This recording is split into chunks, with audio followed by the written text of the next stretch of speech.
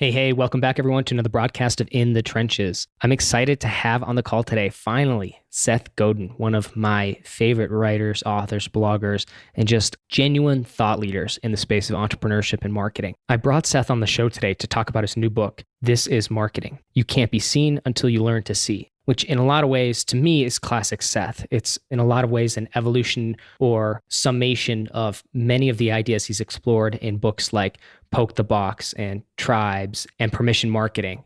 And in a lot of ways, it's exploring completely new territory where he gets into some of the more practical and pragmatic elements of marketing.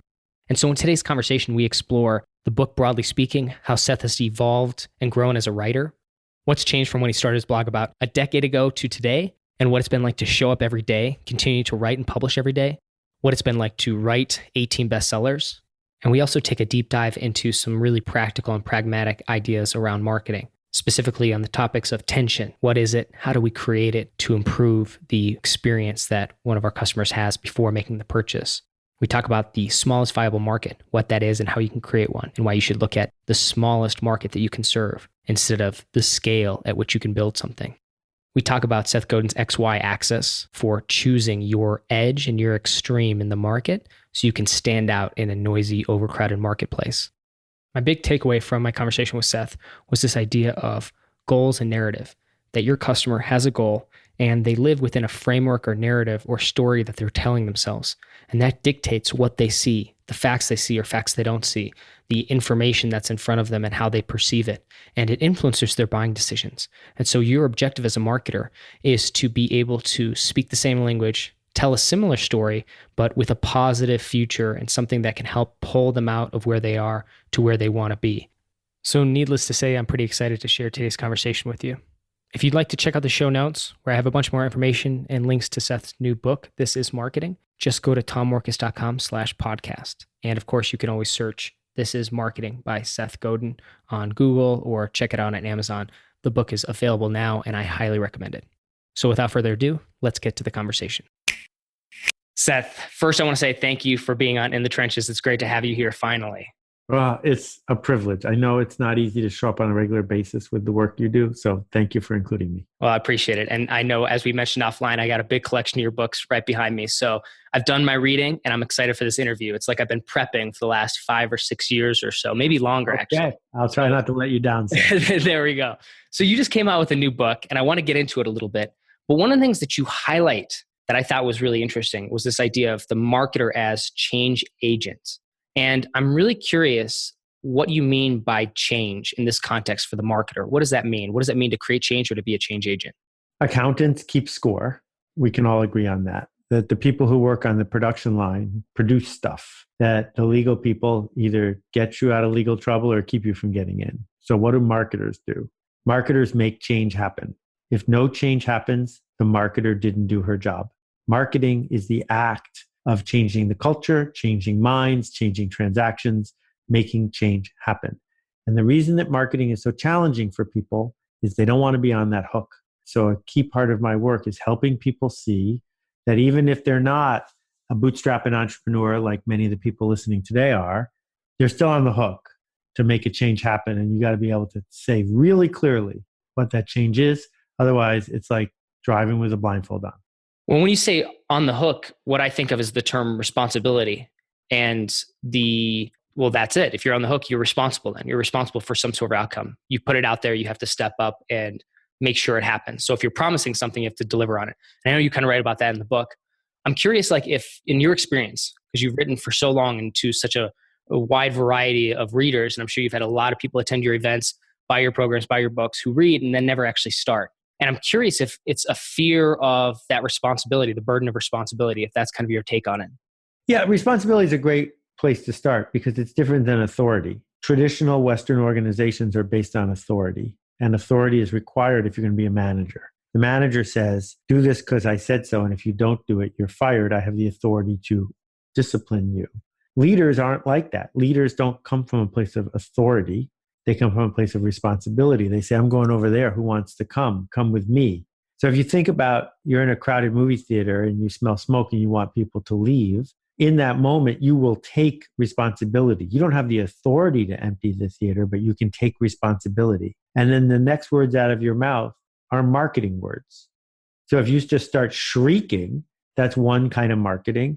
Another kind of marketing would be to go turn on the lights in the theater. Another, I mean, you come up with 100 ways you could market the idea of we need to leave this theater that will safely get people out of there before a disaster occurs. That's marketing.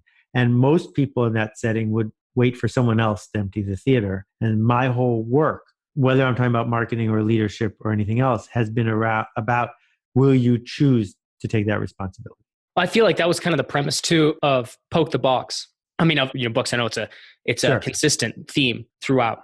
That one in particular, like always stood out to me is like, hey, just like go do something, ship something, do it, and like take that responsibility. And this kind of ties into my next question, which is, I believe this is your 19th book. You've written 18 international bestsellers. That's right. I'm curious from a personal point of view, how has this one been different for you? With that many books, you might maybe wonder, like, is there something new I could even say here? I'm curious from a personal point of view, how you even like tackle a project like this. Well, early on, my narrative was similar to many other people who write their narrative, which is, oh my God, I'm never going to be able to do this again. People are going to hate this. I'm not going to be able to finish writing it. It's too personal. It's not personal enough.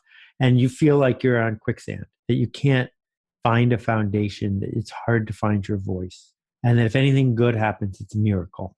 And usually after someone writes their first book, they're done because that was such an extreme experience. But what I say to people who have finished their third book is, you're in it for good now because you're hooked.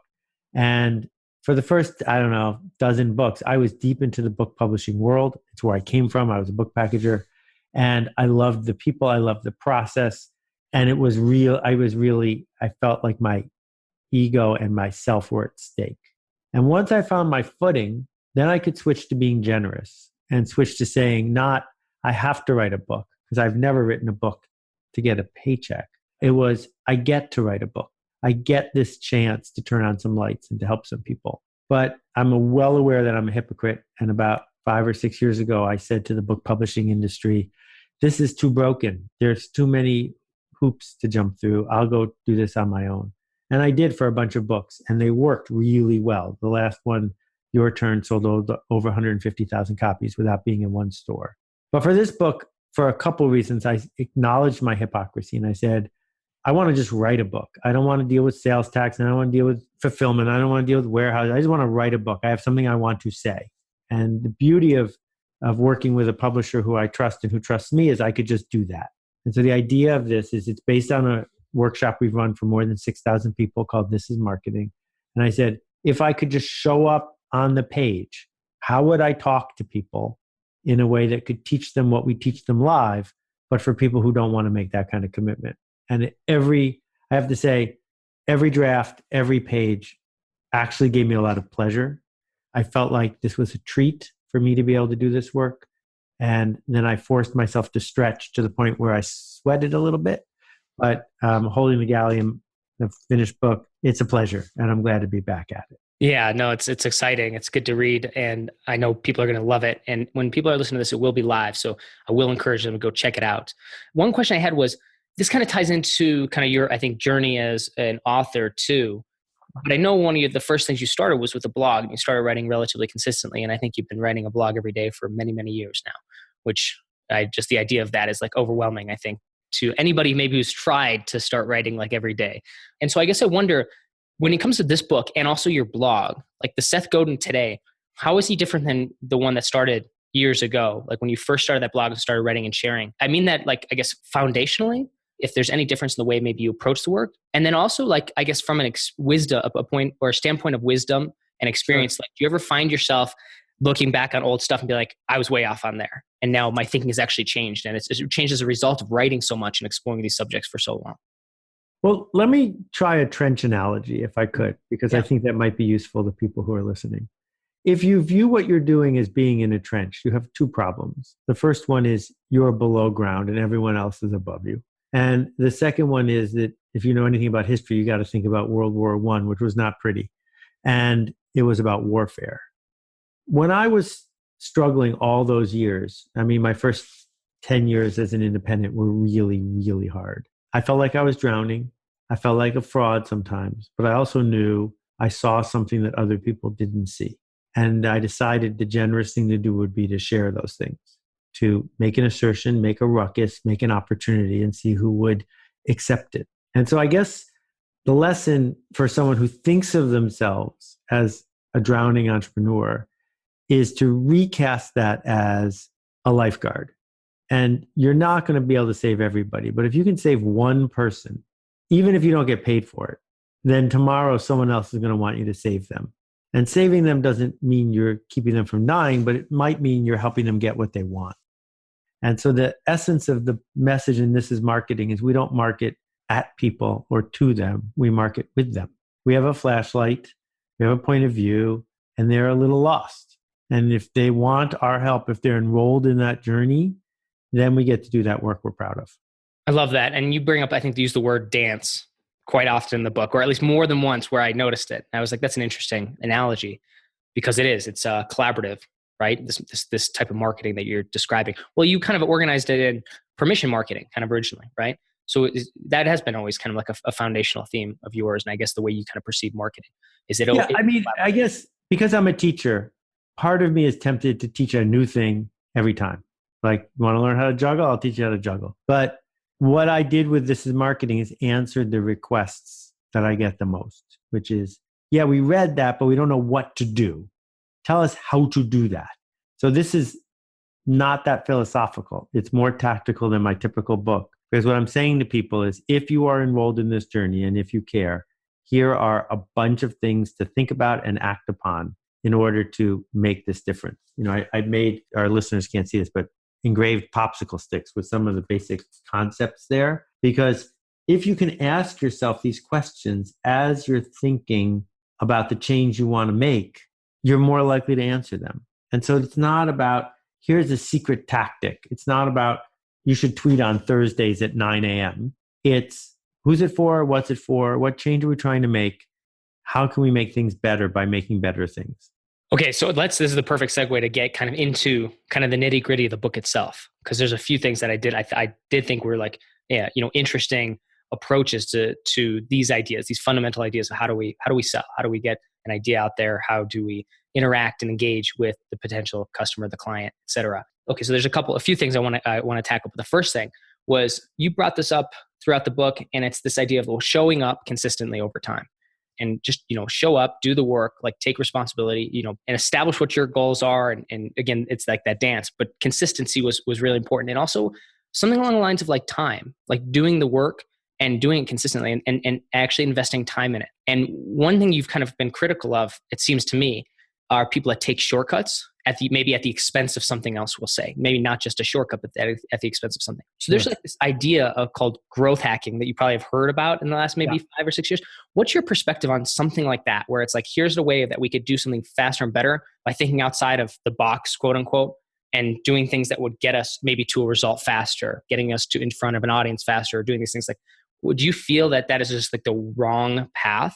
Or it's a path to that kind of commodity work that you talk about, or a path to, I don't know, self-destruction or is there value in it in some way, shape, or form, and maybe it's how we do it that matters? Okay, so like many good things, it's easy for someone to misuse and misunderstand, right? So when Andrew Chen invented the idea of growth hacking, what he was doing was applying systems thinking to creating network effects that lead to viral growth. So let me break down those three things. Systems thinking. Systems thinking is the idea that everything we do changes the culture. And if we do something that changes the culture that leads to more change in the correct direction, then we're on to something. And network effects are the idea that if you make something that works better when other people use it, it will get used more. And that's Metcalfe's law, and the idea that fax machines grew not because of advertising, but because fax machines work better if you send faxes to other people, which means they have to get a fax machine. So when I apply those two ideas together, if I'm an ethical, successful growth hacker, it is not the negative black hat hacking that someone might think of. It has nothing to do with that. It says, how do I organize my enterprise so that it is likely to spread? So here's an example of a growth hack.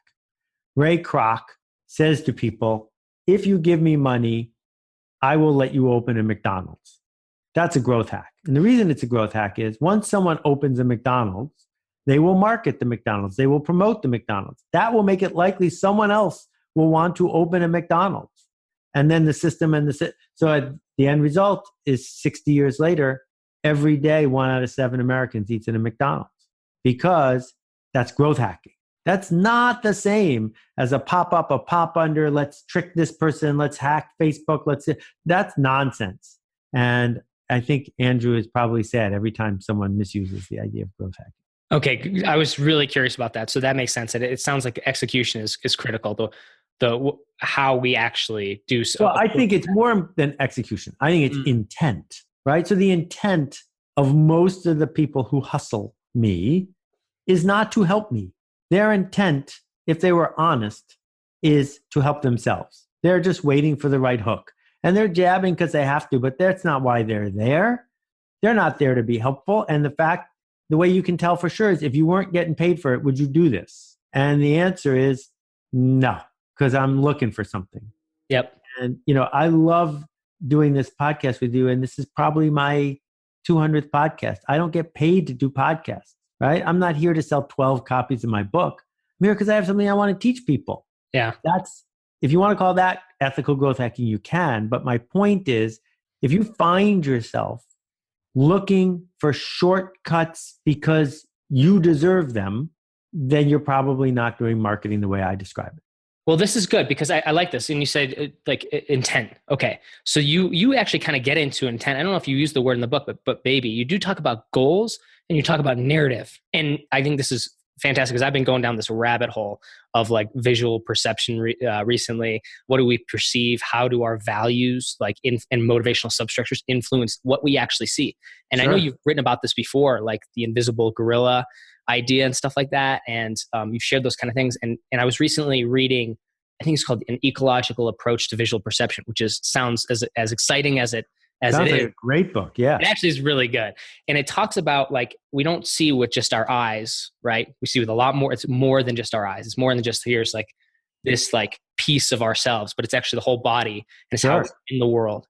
And you talk about this from a marketer standpoint in a different way. You kind of say, in one part of this, you talk about the XY axis and choose like 2 variables and let's see where you overlay and what your extremes are and how that lines up with the market itself, with this group of people. And so I'm also wondering, when we talk about kind of going back to the goals and the narrative of these customers, how do you line that up in terms of like knowing that whatever their goals are, that will influence how they perceive or what they even perceive, what facts they even see.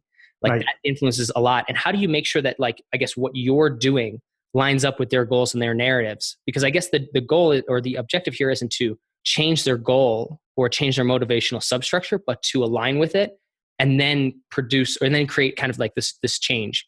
I know that's a lot right there, but I'm just curious. There is a lot there. And I don't think I can use the radio to describe successfully positioning XY graphs. So I'm going to set that aside and leave that for the book. But we must begin with the idea of the smallest viable audience, which is the most radical idea in the book, which is everyone has taught every single business person from the beginning of time, you want the largest possible audience because the largest possible audience gives you the most customers, which lets you make the biggest impact. I am arguing that in today's world, you want the smallest viable audience because the internet is not a mass medium. It is many, many micro mediums. So once you have the luxury of saying, I only made this for 200 people, I only made this for 2,000 people, everything changes. So let's say what you do for a living is organic weed killing in Flagstaff, Arizona. So how many customers do you actually need? I'm guessing 2,000. 2,000 customers and you are very happy. So if someone says, hi, I live in Denver, you say, sorry, can't help you. Here's the phone number of someone who does. That's obvious, right? But there are also people in Flagstaff, Arizona who hate the idea of organic stuff. So if you wanted to, you could train them really hard to say, no, organic's important. No. Or you could just say, I only get 2,000 customers. Why don't I start with people who already believe that they want organic lawn care? Let's begin with those people. Well, what else do those people already believe? So once I narrow it down to, here's a group of people who want this, who believe this, who are likely to see this, if that's who I am for, and I'm only for those people, what choices will I make? And then you can be consistent in the choices that you make, from the car you drive around town to the words you use on your billboard, that only resonate with the right people, because the wrong people are going to ignore you anyway. And it's so freeing. I decided 7 years ago to stop looking for new readers, not trying to get more people to read my blog, not trying to get more people to read my books. If someone wants to tell their friend, feel free. But I'm not out there in the world saying, look at me, look at me, look at me. And as a result, I can write differently, because instead of finding readers for my writing, I'm finding writing for my readers. And that changes your whole life. Do you feel like, though, that's something that it means that takes time? And it kind of comes back to that time idea and showing up. Right. You have to earn it for you to be able to get to that point. So that sounds like that's a prerequisite to it, to be able to get to that point where you can just say, like, I don't need to grow this anymore. I'm going to just write to this audience that I have already. Well, it's all the foundational things you have to do beforehand. It's that hard work, the 10 years you said that were kind of grueling before. Well, yes. But so if someone comes to me and says, I'm in a hurry, I don't have a lot of resources, I want to be really, really big and really, really profitable, can you help me? My answer is no, because if there was a way to do that, you would have done it already. I'm here to show you that the most reliable path, pick any hero you've got, pick anybody you admire, they all found the same path. And their path is generous, slow, and steady. So let me ask you this. When it comes to like the goals of the market, the group of people want to serve, that minimal viable, was it audience minimal I didn't viable? say minimum, I said smallest, because those are different. Smallest viable audience. Smallest viable audience, right. And I know you talk about that and you say, what is that amount that you need? How do you figure that out? Like, is that something you're just like, well, this is the space I'm in, this is what the average, like, because that's kind of a question that begets more questions. It's like, well, what is the customer worth? And I'm sure that's kind of why you position it that way. It's like, start to explore that and really think through it. How do you kind of go through that? Or has anybody asked you to kind of like explain or expand on that to help somebody figure that piece out? So it's pretty straightforward if we're in the physical world. If I have a theater with 100 seats in it, I know what my maximum audience is. I know how much a ticket costs, and I know how few people could be in the theater before I would lose money. Right? So if it's a situation like that, I say 72 people a night. That's my smallest viable audience. If I know I can only serve 100 max, 72 is my min, now I know what I'm out for. Everyone in the Broadway theater world doesn't understand this. Everyone. If it's something digital, then we get greedy, because we say, well, I wrote this software. It doesn't cost me anything for more people to use it. Therefore, I need 10 million people to be my customer, right? Well, I was just reading this morning, Slack is now worth more than $7 billion, but they've only got 8 million users. That's all. Do the math. Yeah. Right? So that's wild. What's the smallest viable audience for a product like Slack? I'm guessing 1,000 paying customers, maybe 3,000 paying customers, and they wouldn't go out of business. So start there. If you're only going to have 3,000 people paying you, which 3,000 people? Who are the best possible 3,000 people? What makes them better? Not only are they willing to pay you, they're loudmouths. They're insistent that everyone around them use Slack too. That core, if I could delight them, make them sing and dance on my behalf, my marketing problems go away. I love it. So I want to ask you a question about, let me think about this. It was tied into goals and narrative. Oh, you talk about tension a lot in this book, about creating and relieving tension. Would you explore that and share that kind of with the listeners? I'm really curious about this. This is another place where people get hung up. They would like to remove all tension and have people simply slide into saying yes, slide into becoming good customers. That never happened. That the guy who all his life has dreamed of driving a Harley goes to the Harley dealership, picks the bike of his dreams. It's $18,000. In the 30 seconds before he writes the check, he's sweating bullets. His heart rate goes up. He's not happy. He's tense. Why is that? Because change is about to happen, and change always causes tension. And the change is, well, what if my wife hates it? And what if it's not as good as I hoped it was going to be? And what if I get laid off and I can't make the rest of the payments? And what if, and what if, and what if, and what if? So surrounded by all those what ifs, he's probably not going to buy the motorcycle unless there's tension. And the tension that gets added is, but if I don't do it today, I'm never going to do it. But if I don't do it today, this bike won't be here tomorrow. But if I don't do it today, I won't be able to drive to my reunion next week. And once there's more tension on the side of if I don't do it today than on the side of, oh my God, I'll do it today. So what marketers do is we create the tension of being left behind, the tension of being left out, the tension of what if, the tension of do I deserve this? We inflict this tension on people and they want us to, because that's the way Western culture works. We're not all sitting in a hut like Marshall Sahlins wrote about all those years ago. Cavemen were super happy, but all cavemen did was nothing, right? And we could go back to that world. You find a buddy to scrape the lice off you and you scrape the lice off them, and that's a good day. But we didn't build that world. We built this world, and this world is filled with the creation of tension and the release of tension. Can you talk me through that? That was actually a great example. And I'm curious if you could explore it in not more depth per se, but like in that example, like somebody comes, this person obviously wants a Harley. They came, they're interested in, like, if we just roll with this analogy or if we want to shift it up. Sure. But okay, that starts with like, okay, that's probably the perfect customer. That kind of ties into, it's like, if you only had 10 or 100 or 1,000 customers, it's like that guy that's hungry and wants to buy this Harley. That's a good place to start. And they come and they have this interest. And I guess I see this a lot where we think that, I guess as marketers, as entrepreneurs and stuff like that, if somebody already wants it, it's like the deal should already be closed. Like it just should just be done. Like I feel like there shouldn't be a lot that I need to do to just go ahead, just like sign the dotted line. What you're challenging me to think about is that, I mean, really in that context, even if somebody's really eager for this and wants it, there are things that I owe it to them in some ways to create this tension, even if they want this thing. Am I capturing this correctly or am I a little off? Well, it's part of it. Let's figure out which moment in time we're talking about. Sure. It's entirely possible that his moment is not the moment when the check comes out of his wallet. Got it. It could have been the moment when he picked which dealer to go to. It could have been the moment when he decided to buy a Harley, not a BMW. There's some moment in time when marketing showed up. And in that moment, marketing told a story that he listened to that changed him. And so I am not arguing for high pressure sales tactics here. Please don't misunderstand if you're listening to this. What I'm arguing is, what else is your story for? Why else did you run that ad? Why else did you go to that Ask Me Anything? Why else? Why else? Of course, that's why you did it.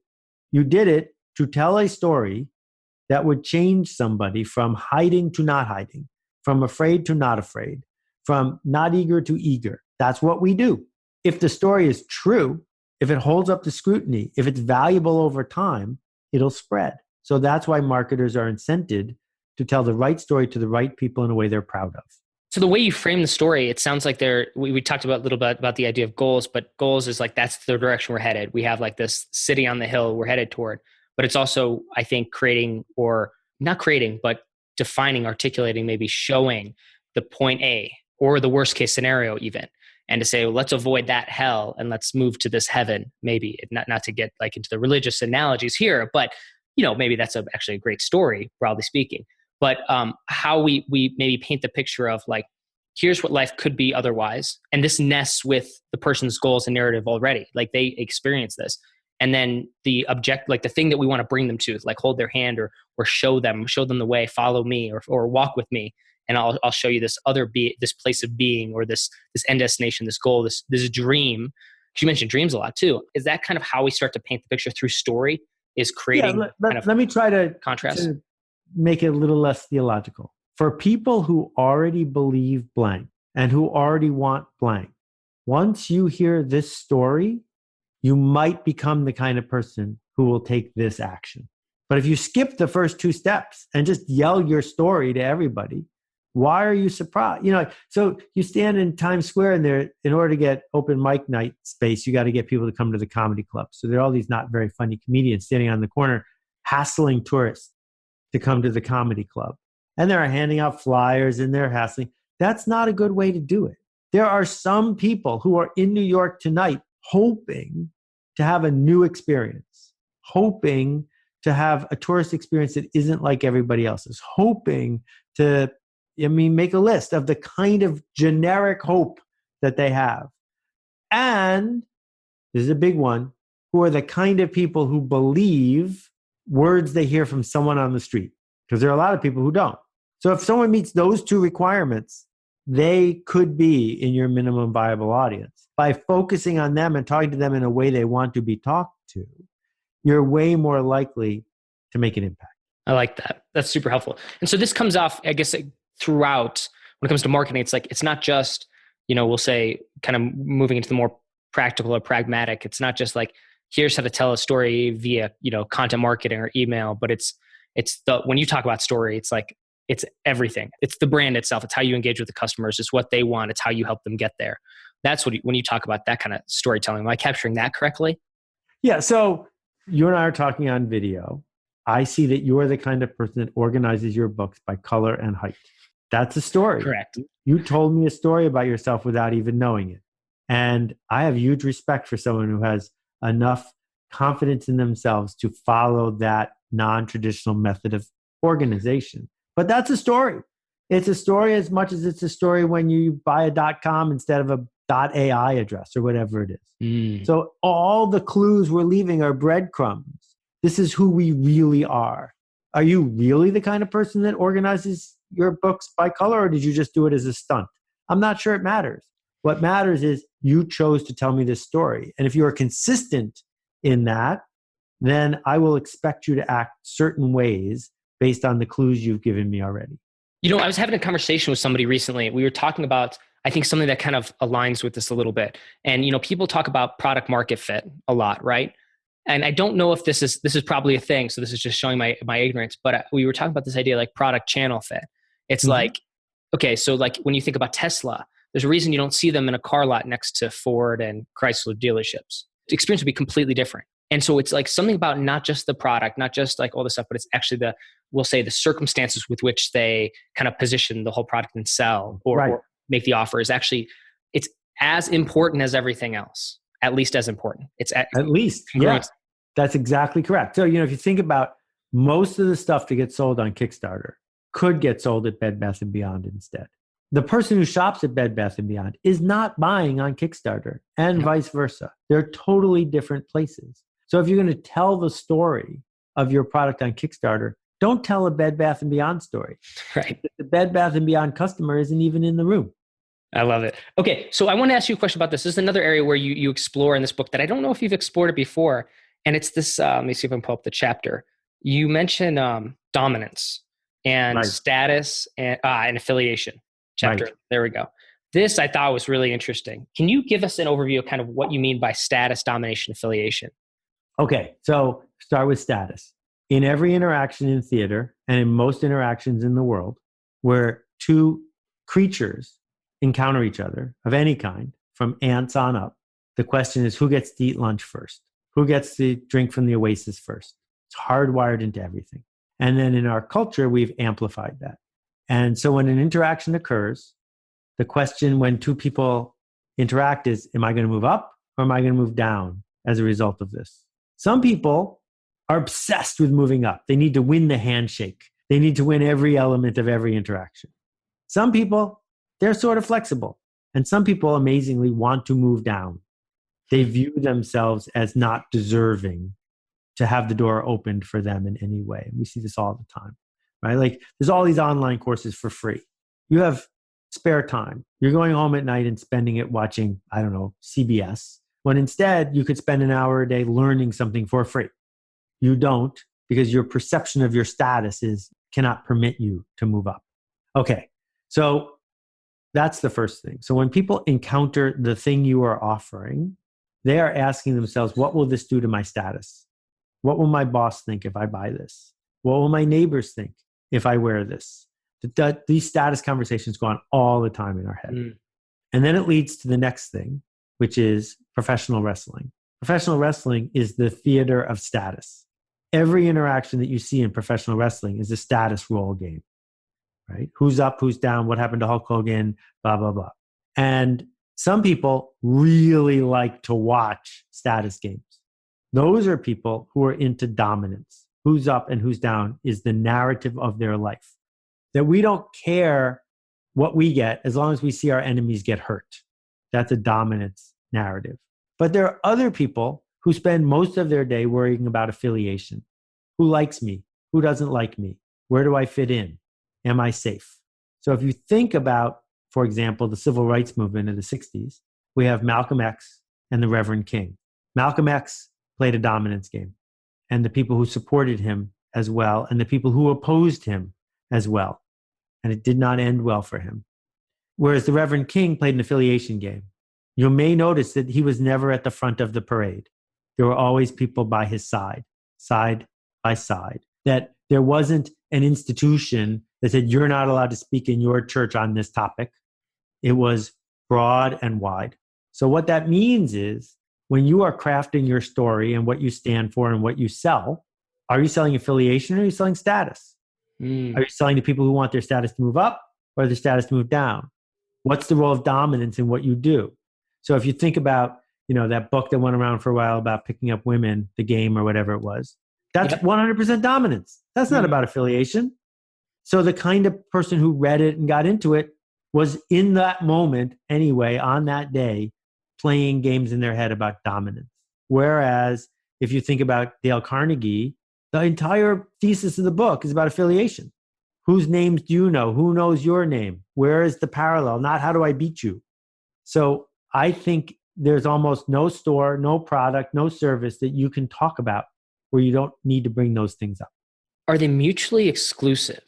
As in, like, I guess if I'm in a space where I'm looking at maybe what I am selling is like an increase in status of that person, and what that person sees it as, like, this will be an increase, like in my perception of my own status within, we'll say, this hierarchy that I define myself as, and this product will help me move up that hierarchy. But at the same time, does that mean that if I'm selling something or marketing something that will increase somebody's personal status or perception of their personal status, that it can't also be something that, like you mentioned with Reverend King, like we're walking in line? Like, does that, and hopefully that question makes sense. No, it's a great question. There are two parts to the answer. First of all, please remember the status conversation is separate from the affiliation versus dominance. Got it. Okay. So let's say you're a garden center. Some people are going to come into the garden center to replace a bush that's dead, right? Mm-hmm. Some people are going to come into the garden center to buy a huge brand new rose bush to put on their front yard. Well, we now know what each one is looking for in terms of status, right? Now, the person who's putting in the big rose bush isn't doing it to hurt their neighbors. They're doing it to give something to their neighbors, which is to raise the entire quality of the block and to hope that the neighbors catch on and do it too, because they want affiliation with the neighbors and they'd like the status that they have vis-a-vis every other neighborhood to go up because their neighborhood got more beautiful, right? So that's gardening as an affiliation play. But there's also gardening as a dominance play. If you go to the Hamptons, you see all these masters of the universe who have nothing to do all summer but have a better garden than their neighbor. And I just read 6 weeks ago about a multi-million-dollar lawsuit between two neighbors because one person came in the middle of the night with a tractor and dug up the other person's bushes because they didn't like that they were stealing their view, right? That's dominant. That's awful. It was funny. Well, okay, I'm also laughing because I actually have a friend who's in the middle of a dominance dispute in their yard right now, and it's the perfect analogy. I completely get it. And I think it's like the whole thing is, I think, patently absurd. I think he knows that too, but that's interesting. So I guess taking that, rolling with that, it's like then when it comes to marketing, the stories we're telling, conceptually, they would both need the same thing. They both need the bush, the plant, or the tree. But one's going to come to me because I'm saying this is how you can be the best looking house in the block, and the other one's going to come to me because this is how we can create a beautiful environment, consistent, or we can kind of spread this beauty throughout your, we'll say, neighborhood, or keep continually like maybe improving your yard. So it's more like, I don't know, I won't say internal, but it's just a different frame, right? Right. And so these stories have been intuitively told for years, but I'm trying to lay it out for people to see that it's actually a thing and that we can do it on purpose. So it's also safe to say too, where if I looked at this, I don't think this is the thing you're championing, but I'm kind of curious your perspective on it. If I was like, okay, within this idea of status, and this is the market I'm in, and let's just go with the plants, the garden and the home lawn care space, and just think about this for a second. It is actually possible for me to say, okay, within that, I'm actually going to go after the fringe that want to dominate like the neighborhood with their lawn care improvement. So all my marketing could be about how it's like you could be the best looking home in the block or have the biggest tree or whatever it is. That is actually a viable path. That would meet kind of your criteria for extreme, right? Hypothetically. Have you ever seen a pumpkin growing competition? What do you think that is? Yeah, that's a good point. Right? Bring us the prize winning pumpkin and you can brag about the fact that your pumpkin's bigger than everybody else's. So I'll tell you a true story that I heard years ago. A guy did organic weed killing in Philadelphia.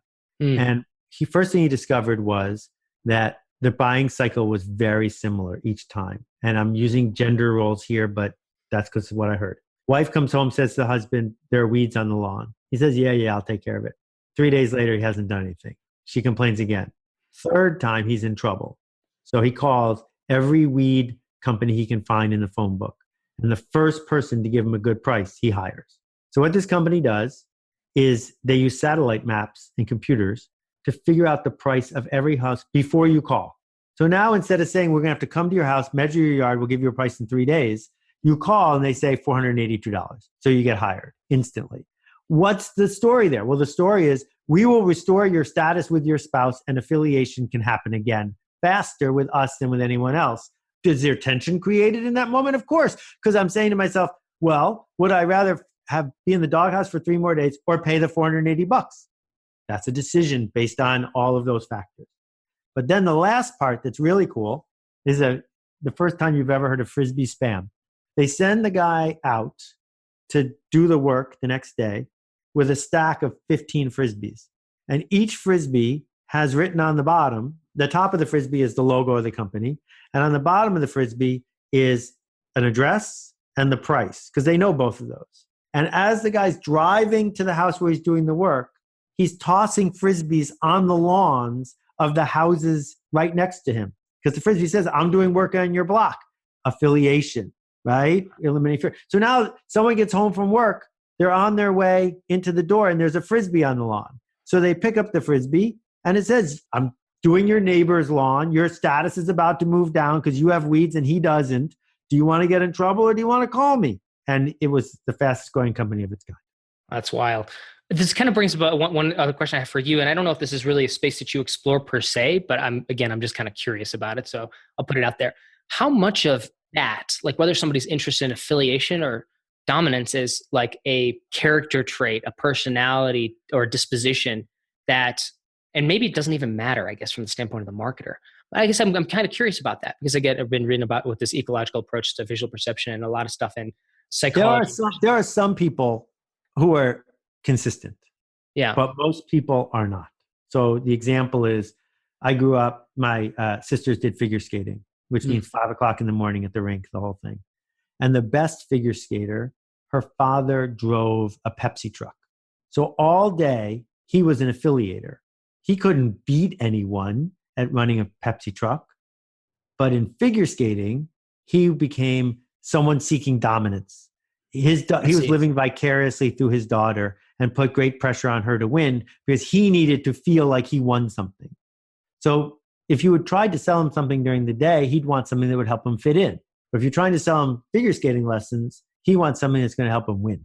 And again, yeah, actually, and that's it. It's like choose your edge, right? It's choose your extreme because there's plenty of spaces where you can stand out. And I guess I think one of the major themes of this and many of the things you've written about is like pick an extreme and at least just don't blend into the crowd. Don't be part of that mass. It's like you'll get lost. And I'm curious, now we're coming up to the kind of the top of this conversation and it's been wonderful. I could personally go on for hours just pulling books off my bookshelf and asking you about specific books you've written, but I won't subject you to that. So yeah, we'll keep it short and sweet here. So, but I'd like to give you the floor. Any other thoughts on This Is Marketing, kind of what you're doing with this book or your ideas on marketing that we haven't really explored today, but that you think are important or maybe like your main takeaway from kind of what you're doing with this book and trying to, what idea you're trying to spread with it? I guess I would say it's a privilege. It's a privilege to live in a place where we have the freedom to change the culture. And I hope we don't waste the privilege by making things worse. And my hope is that we'll use the privilege to make things better. I love it. Well, Seth Godin, thank you so much for being in the trenches. It was a pleasure to have you. This was fun. You can find out more at seth.blog/TIM.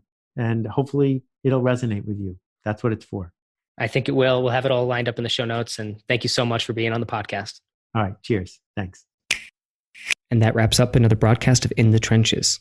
If you enjoyed today's podcast, please do me a favor and go to tommorkes.com/iTunes. That's TOMMORKES.com/iTunes and leave a rating and review for In the Trenches. Not only do I read and appreciate every review, but it helps spread the word of this podcast and allows me to continue to get on great guests.